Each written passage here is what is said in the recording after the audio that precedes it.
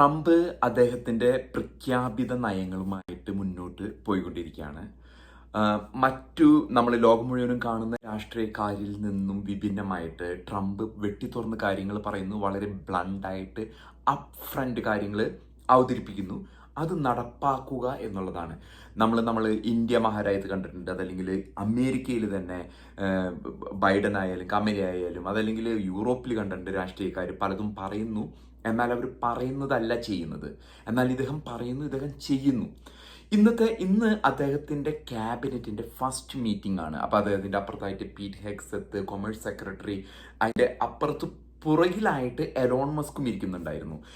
അതിൽ സുപ്രധാനമായിട്ടുള്ള അദ്ദേഹത്തോട് പത്രക്കാർ ചോദിച്ചപ്പോൾ തീരുമാനങ്ങൾ എന്ന് പറയുന്നത്, ആദ്യത്തെ തീരുമാനം ബാഗ്രാം എയർ ബേസ്, അത് അഫ്ഗാനിസ്ഥാനിലാണ്. ഈ ബേസ് വലിയൊരു ബേസ്, അമേരിക്ക കെട്ടിപ്പടുത്ത ഒരു ബേസാണ്. അഫ്ഗാനിസ്ഥാനിൽ നമുക്കറിയാം ഒന്നുമില്ല, ഒന്നും അവിടെ ഈ സാംസ്കാരികമായിട്ടോ അതോ വാണിജ്യപരമായിട്ടോ ഒരു കെട്ടിടങ്ങളും കെട്ടിപ്പണിയാൻ പറ്റാത്ത രീതി, അതായത് പണിത് കഴിഞ്ഞാൽ അവർ നശിപ്പിക്കുന്ന ഒരു വിശ്വാസ പ്രമാണം അവർ കൊണ്ടു നടക്കുന്നത്. താലിബാനും അഫ്ഗാനിസ്ഥാനും അത് റോഡ് ഉണ്ടാക്കി കൊടുത്താൽ അത് നശിപ്പിക്കുക, അങ്ങനെയുള്ളൊരു സ്ഥിതിയാണ്. അവിടെ അമേരിക്ക ഉണ്ടാക്കിയിരിക്കുന്ന ബാഗ്രം എയർഫീൽഡ്, ഈ എയർബേസ് അമേരിക്കയ്ക്ക് വേണം എന്നാണ് ട്രംപ്. അതിൻ്റെ പ്രാധാന്യത്തെക്കുറിച്ചാണ് അദ്ദേഹം ഇന്ന് ഏറ്റവും പ്രധാനമായിട്ട് പറഞ്ഞൊരു കാര്യം. ഈ ബാഗ്രം എയർഫോഴ്സ് ബേസ്, നമുക്കറിയാം അഫ്ഗാനിസ്ഥാനിലും ഇറാഖിലും യുദ്ധം നടക്കുന്ന കാലഘട്ടത്തിൽ അഫ്ഗാനിസ്ഥാനിൽ ഈ ബേസ് വളരെ സുപ്രധാനമായിട്ടുള്ള ഒരു ബേസായിട്ട് കൊണ്ടു നടന്നു. എന്നാൽ നമുക്കറിയാം ട്രംപ് കഴിഞ്ഞ തവണ അധികാരത്തിലിരിക്കുന്ന സമയത്ത് താലിബാനുമായിട്ടൊരു നീക്കുപോക്ക് നടത്തുകയും ചർച്ച നടത്തുകയും അതിൻ്റെ ഫലമായിട്ട് ഖത്തറിൻ്റെ മധ്യസ്ഥതയിൽ താലിബാൻ നേതാക്കൾ അമേരിക്കയിൽ ക്യാമ്പ് ഡേവിഡ്, അത് പ്രസിഡൻഷ്യൽ ഒരു വസതിയാണ്, വൈറ്റ് ഹൗസ് ഒഫീഷ്യൽ വസതിയും വേറൊരു വസതിയാണ് ക്യാമ്പ് ഡേവിഡ്. ഈ ക്യാമ്പ് ഡേവിഡിൽ വെച്ചിട്ട് താലിബാൻ്റെ നേതാക്കന്മാർ വന്നു. എന്നാൽ ട്രംപ് അവരെ അത് ഒരു അനുനയം അതല്ലെങ്കിൽ ഒരു മധ്യസ്ഥതയിലൂടെ ആ ഒരു കാര്യത്തിൻ്റെ തീരുമാനത്തിൻ്റെ നിർണായകമായ അവസാന ഘട്ടത്തിൽ ട്രംപ് അതിൽ നിന്ന് പിൻവാങ്ങി. ഒരു പക്ഷേ അതപ്പം മനസ്സിലാക്കാൻ സാധിക്കുന്നത് ബാഗ്രം എയർപോർട്ടിൻ്റെ പേരിലായിരിക്കാം, മിലിറ്ററി ബേസ്, എയർഫോഴ്സ് ബേസിൻ്റെ പേരിലായിരിക്കാം ആ ഒരു ഇത് വഴുതിപ്പോയത്, അന്ന് നീക്കുപോക്ക്. ഖത്തറും പിൻവാങ്ങി.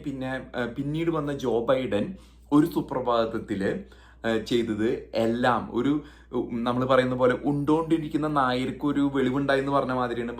ഒരു ദിവസം സുപ്രഭാതത്തിൽ വന്ന് കുറെ ആൾക്കാരെ കൊലയ്ക്കും കൊടുത്ത് ഞങ്ങൾ അഫ്ഗാനിസ്ഥാനിൽ നിന്ന് മാറണതേ ഞങ്ങൾ പോന്നു എന്ന് പോരും ഒരു 5-8 അമേരിക്കൻ സൈനികരെ കുരുതി കൊടുത്തു. ഒപ്പം തന്നെ കുറെ അഫ്ഗാനികളെ, നമുക്കറിയാം ഒരു C-17 അവിടുന്ന് പൊന്തി പറക്കുന്നു. കാരണം ജീവൻ പണയം വെച്ചിട്ട് ആൾക്കാരെ അതൊന്ന് തൂങ്ങി കിടക്കുന്നു, നിലത്ത് വീഴുന്നു, മരിക്കുന്നു.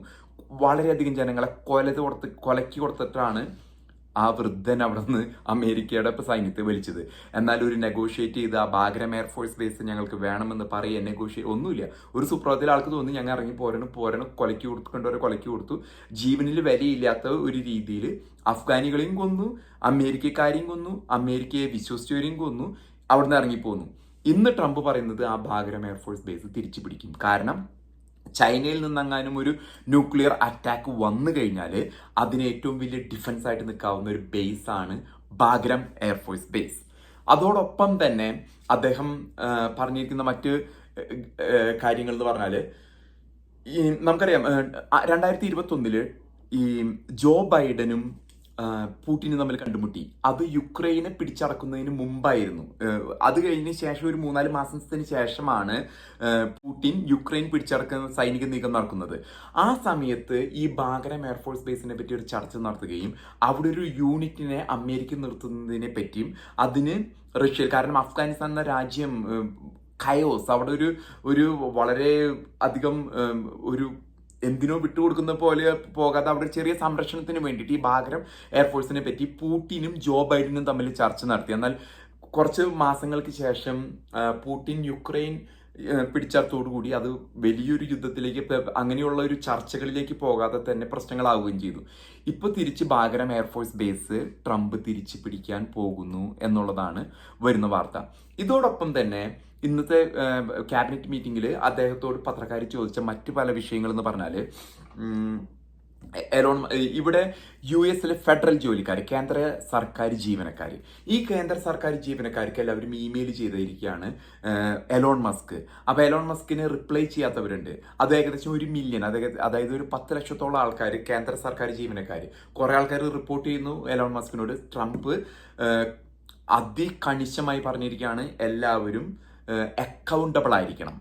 അതായത് ഈ ജോലി ചെയ്യാതെ വേറെ രണ്ടാമത്തെ ജോലിക്ക് പോകുന്നുണ്ടോ, അവർ ജീവനോടെ ഉണ്ടോ എന്ന് അറിയുന്നത്, ശമ്പളം പോകുന്നുണ്ട് കേന്ദ്ര സർക്കാരിൽ നിന്ന്. അപ്പം അതിനെ പറ്റിയുള്ള ഒരു ചർച്ചയിൽ ട്രംപ് കേന്ദ്ര സർക്കാർ ജീവനക്കാർ, അഹങ്കാരം പോലും, ആരാണ് ഈവൻ മസ്ക് എന്ന നിലയിൽ നിൽക്കുന്ന കുറച്ച് തൊഴിലാളികളൊക്കെ ഉണ്ട്, കേന്ദ്ര സർക്കാർ തൊഴിലാളികൾ. അപ്പോൾ അവരോട് വ്യക്തമായിട്ട് പറഞ്ഞിരിക്കുകയാണ്, നിങ്ങൾ മസ്കിനെ റിപ്പോർട്ട് ചെയ്യണം, ഇമെയിൽ റിപ്ലൈ വന്നില്ലെങ്കിൽ നിങ്ങളെ പിരിച്ചുവിടും, ഫയർ ചെയ്തിരിക്കും എന്നാണ് ഇന്ന് കൊടുത്തിരിക്കുന്ന സന്ദേശം. കാരണം അവർ പറയുന്നത് പലരും കേന്ദ്ര സർക്കാർ, നമ്മുടെ രാജ്യത്ത് തന്നെ പല ഇതിലും കണ്ടിട്ടുണ്ട്, സർക്കാർ സ്ഥാപനങ്ങളിൽ തൊഴിലിന് വേണ്ടി ഒപ്പിട്ടിട്ട് ജോലി കഴിഞ്ഞ് ശമ്പളം വാങ്ങി വീട്ടിലിരിക്കുന്നവർ.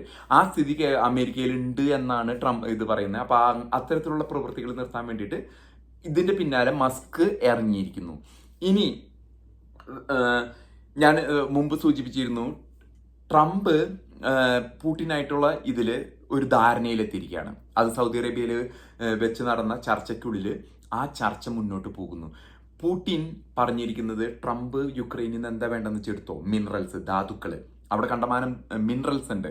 അപ്പൊ സെലൻസ്കി ഈ ഇതിൽ കരാർ ഒപ്പിടുന്നതിന് മുമ്പ് പൊട്ടിത്തെറിച്ചു എന്നാ പറയുന്നത്. ഇത് ആരാ ട്രംപ്, എന്തിനാ ഞാൻ ഇതൊക്കെ കൊടുക്കുന്നത്, അവിടെയുള്ള ലിഥിയം, ടൈറ്റാനിയം. വേറൊരു കാര്യമുണ്ട്, ഈ ലിഥിയം ആണ് മസ്കിന്റെ ഇലക്ട്രിക് കാറിന്റെ ഇതിന് വേണ്ടി ഉപയോഗിക്കുന്നത്, ഏറ്റവും കൂടുതൽ ഉപയോഗിക്കുന്നത് ലിഥിയാണ്, ഇലക്ട്രിക് കാറിന്റെ ബാറ്ററിക്ക് വേണ്ടി ഉപയോഗിക്കുന്നത്. അപ്പൊ ഈ സാധനം മസ്കിനും ഗുണം ചെയ്യുന്ന ഒരു കാര്യമാണ്. അത്തരം ലിഥിയം ഉണ്ടെങ്കിൽ മാത്രമേ, കാരണം അത് പെട്രോളിൽ നിന്നും നമ്മൾ പിറകോട്ട് വന്ന ഇലക്ട്രിക് കാറിലേക്ക് പോകുമ്പോൾ അതിന്റെ ഏറ്റവും വലിയ ഇത് ലിഥിയമാണ്. എന്നാൽ അത് കുറെ ഇതുമായിട്ട് ശാസ്ത്രീയർ പറഞ്ഞത്, ഈ ലിഥിയത്തിനൊരു പരിധി ഉണ്ട് ലോകത്തിൽ, ഇത്ര ലിഥിയം റിസർവേ ലോകത്തുള്ളൂ. അപ്പൊ അതൊരു ശാശ്വത പരിഹാരമാണോ എന്ന് ചിന്തിക്കുന്നവരുണ്ട്. അതുകൊണ്ട് ട്രംപ് ഗ്യാസ്, അതായത് പെട്രോൾ ഓപ്ഷനും റെഡിയാക്കി വെക്കുന്നു. പിന്നെ എനർജിക്ക് വേണ്ടിയിട്ട് സോളാറും അദ്ദേഹം ഇത് ചെയ്യാനായിട്ട് തയ്യാറാണ്. അപ്പോൾ നാളെ മറ്റൊന്ന് സെലൻസ്കി വാഷിങ്ടൺ DC വരുമ്പോൾ, ട്രംപുമായിട്ട് വരുമ്പോൾ ഈ ധാതുക്കള് ട്രംപിന് വിട്ടുകൊടുക്കേണ്ടി വരും. ട്രംപ് പറഞ്ഞത് അമേരിക്ക യുക്രൈന് കൊടുത്തിരിക്കുന്ന പണം മുഴുവനും ഗ്രാൻഡാണ്, അത് തിരിച്ചടയ്ക്കേണ്ട ആവശ്യമില്ല, ലോണല്ല. എന്നാൽ യൂറോപ്പ് കൊടുത്തിരിക്കുന്ന $100 ബില്യൺ, ആ $100 ബില്യൺ കൊടുത്തിരിക്കുന്നത് കടായിട്ടാ. അത് യുക്രൈൻ തിരിച്ച് അതൊരു ചതിയാണ്, ബൈഡൻ ചെയ്തു വെച്ച ചതി. അതായത് ഗ്രാൻഡ് ആയിട്ട് അമേരിക്ക വെറുതെ പണം യുക്രൈനെ സംരക്ഷിക്കേണ്ട ആവശ്യം അമേരിക്കയ്ക്ക് എന്താ ഉള്ളത്?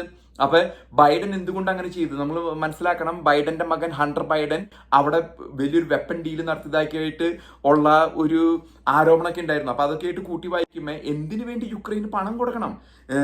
ഇവര് കട കൊടുക്കുന്നേ, ആ കടം കൊടുത്തത് യുദ്ധം മാറുന്ന സമയത്ത് അവർ ഈ യൂറോപ്പ് ഇതൊക്കെ അടിച്ചെടുക്കാന്നുള്ളൊരു പ്ലാനിലാണ് ഫ്രാൻസും ജർമ്മനിയും UK ഒക്കെ നിന്നിരുന്നത്. എന്നാൽ ട്രംപ് പറഞ്ഞ ആ സാധനം എന്റെ പേരിൽ എഴുതി വെച്ചേരും, അമേരിക്കയുടെ പേരിൽ എഴുതി വെച്ചേര്, അപ്പൊ ബാക്കിയുള്ള സുരക്ഷ ഞങ്ങൾ നോക്കിക്കോളാം. പുടിനായിട്ട് കരാറിലെത്തുന്നു. പുടിൻ പറഞ്ഞു സെലൻസ്കി ആയിട്ട് കരാറിലെത്തി, വേണ്ട ഇതോ യുക്രൈനിൽ നിന്ന് എടുത്തു കൊണ്ടുകൊള്ളാനാണ് പുടിൻ പറഞ്ഞത്. അപ്പൊ ആ യുദ്ധത്തിന് പരിഹാരം കാണുന്നു.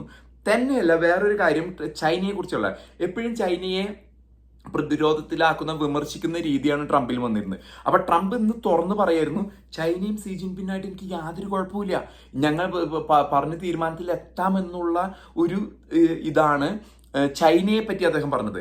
അപ്പൊ അതിന്റെ അർത്ഥം ബാക്ക് ചാനലിൽ ചർച്ചകൾ, ചൈനയുമായിട്ട് ചർച്ച നടക്കുന്നു ഒരു കോംപ്രമൈസിന് വേണ്ടി. വേറൊരു കാര്യം, ഈ യുക്രൈൻ റഷ്യയുമായിട്ട് ബന്ധപ്പെട്ട് കിടക്കുന്നോണമാണ് തായ്വാൻ ചൈനയ്ക്ക്. അഥവാ തായ്വാനെ അമേരിക്ക കുരുതി കൊടുക്കുമോ? കാരണം തായ്വാനെ ദശകങ്ങളായിട്ട് സംരക്ഷിക്കുന്നത് ചൈനയുടെ ഭാഗമാണെന്ന് പറഞ്ഞപ്പോഴും സംരക്ഷിച്ചു പോകുന്നത് അമേരിക്ക പിന്നിലുള്ളതുകൊണ്ട് മാത്രമുള്ളതാണ് തായ്വാനെ ഇതുവരെ ചൈന തൊടാതിരുന്നത്, പിടിച്ചെടുക്കുന്നത് അവരുടെ ഭാഗമാണെന്നാണ് പറഞ്ഞിരുന്നത്. എന്നാൽ അവിടെയും ട്രംപ് ഒരു ബിസിനസ് ചെയ്തിരിക്കുകയാണ്. തായ്വാന്റെ ഉള്ളിൽ സെമി കണ്ടക്ടർ കമ്പനി ഉണ്ട്. അപ്പൊ ടിക്ടോക്ക് ഭീഷണിപ്പെടുത്തി വാങ്ങിയെടുത്തതാണ് ട്രംപ്. ടിക്ടോക്ക് ചൈനീസ് സെർവറൊക്കെ ചൈനീസ് കമ്പനി ആയിരുന്നു. അപ്പൊ ഈ ടിക്ടോക്കിനെ ട്രംപ് ഭീഷണിപ്പെടുത്തി അമേരിക്കൻ ആളുടെ പേരിൽ എഴുതി കൊടുത്തിട്ട് വേണമെങ്കിൽ അമേരിക്കയിൽ നടത്തിക്കോളാൻ പറഞ്ഞു. അവർ വഴിക്ക് വന്നു ടിക്ടോക്ക് എഴുതി കൊടുത്തു.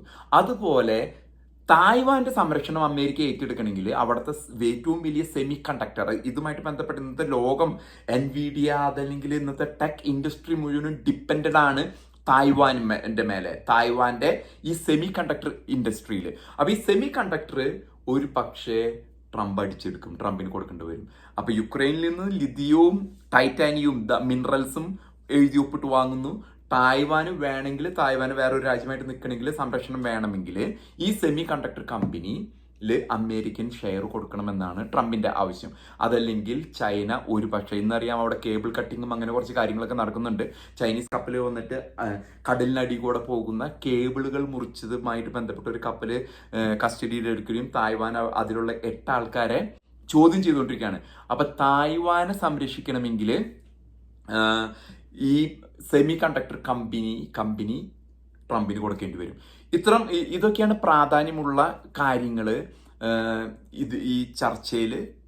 ഇന്നത്തെ ഫസ്റ്റ് ക്യാബിനറ്റ്, അമേരിക്കയിൽ ട്രംപ് അധികാരത്തിൽ വന്നതിനുള്ള ഫസ്റ്റ് പ്രാധാന്യമുള്ള ഒരു ക്യാബിനറ്റിൽ ബാഗ്രം എയർഫോഴ്സ് ബേസ്, യുക്രൈനും സെലൻസ്കിയുമായിട്ടുള്ള ഡീല്, ഒപ്പം തന്നെ ഫെഡറൽ എംപ്ലോയീസിനോടുള്ള താക്കീത്, ഒപ്പം തായ്വാൻ ചൈനയുമായിട്ടുള്ള ബന്ധം, ചൈനയുമായിട്ട് നീക്കുപോക്കുകൾ, ചർച്ചകൾ നടക്കുന്നു.